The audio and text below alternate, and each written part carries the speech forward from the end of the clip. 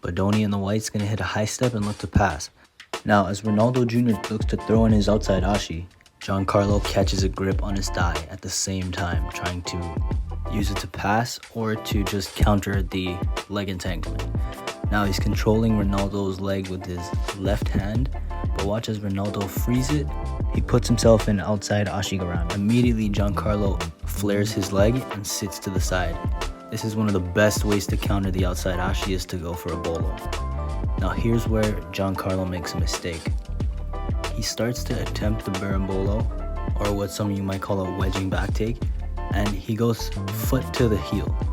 Now, in this scenario is not going to be the best option. What he would want to do is throw in a twister hook immediately. So right at the beginning, you see how he steps down on that leg? Watch again, Bodoni steps onto the leg. He throws his other hook in. At that point, that other hook, the one that came in second, it should have hooked in for the twister hook, and then he would have been able to solidify the back control. Here's the right way to do it. So you're in the wedge, you flip in the twister hook, and from there it's really easy. You bring their knee to the floor and you throw in the second hook. But now look at Bodoni. He's sitting there with 2 feet crossed. His legs are crossed, which is doing nothing at this point.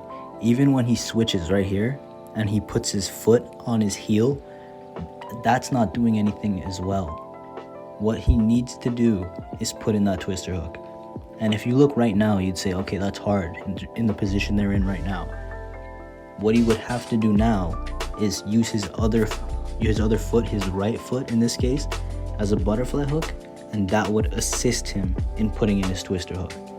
But none of that happens. He continues to try to push on the leg, but Ronaldo Jr. is just being way too squirmy. He ends up trying to extend that crab hook, but Ronaldo just goes out of it. And in the end, nothing ends up happening.